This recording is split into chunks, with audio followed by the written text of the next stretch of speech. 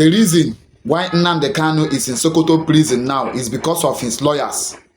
Nnamdi KANU's lawyers are responsible for whatsoever that is happening to Nnamdi KANU. Nnamdi KANU's lawyers, they don't know the law. They don't know anything. They don't know what they are doing. Because tell me, why will you get a court judgment from the appeal court in 2022 and that appeal court signed the judgment, sealed it, and gave you the judgment? That judgment was what? The federal government of Nigeria and DSS should release Nnamdi KANU unconditionally. In 2022, you got that judgment and Nigeria did not obey it. What did Nigeria do? Nigeria disobeyed that court order. They disobeyed the court judgment and still kept him. They kept Nnamdi KANU in prison and in DSS custody even after the court have passed the judgment. As a lawyer, what do you do? Is it not to take that judgment to international community? Because it has never happened in the history of Nigeria that a court will pass sentence, will pass judgment on you for you to be freed. The federal government will disobey that court order. And while disobeying it, they held it in DSS custody. Do you know what they now did? They now rushed to a lower court.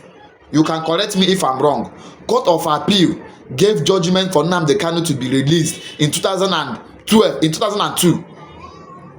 Nigerian government disobeyed that order. They now went to a lower court and now got a judgment that favors them.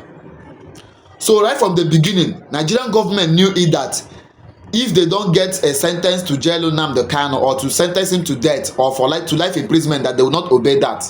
This is exactly what it means, that federal government of Nigeria knew that the only order that they were going to obey will be an order that will sentence him to death or to life imprisonment. That means Nnamdi KANU has already lost the case from the beginning. Nnamdi KANU already lost the case from the beginning. Since this judgment is taking place in Nigeria, he already lost the case. They are just in court for abracadabra, just to fool themselves.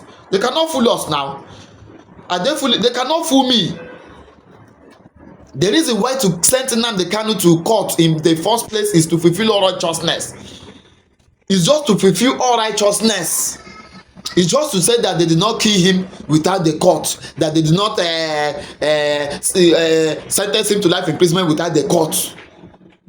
Because tell me, why will Buhari government dribble Igbos for almost 10 years? Nnamdi KANU was in court case for 10 years. They keep dribbling through the court. They were only in court to fulfill all righteousness, just to say, we did not just go and detain him without the court. We did not just go and sentence him to death without the court. Because there is no way a court will pass a judgment on someone. You did not obey that judgment. Now you invited that same person to another court, and his lawyers foolishly answered that court of the, answered the High Court. Court of Appeal and the High Court, which one is greater? Court of Appeal and the High Court, which one pass each other?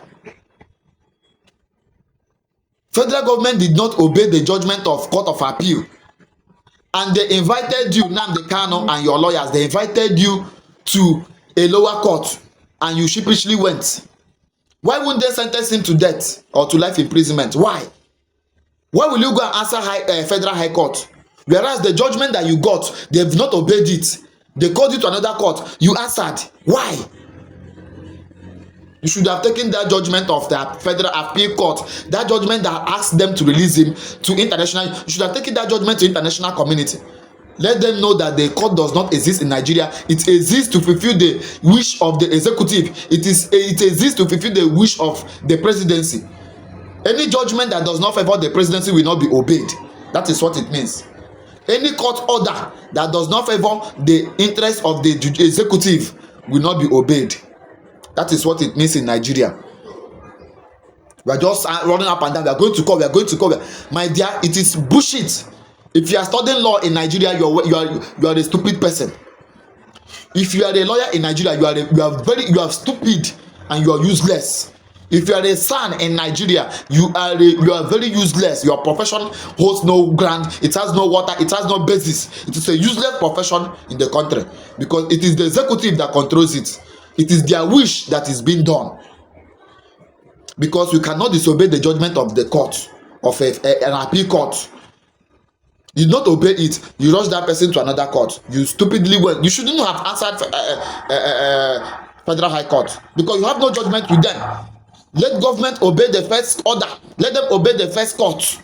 If there's any other thing, they have to go to another court. They arrest Nnamdi Kanu. It is another court that will give order for him to be arrested and brought to the court, and not holding him, disobeying, flagrant disobedience to the appeal court judgment.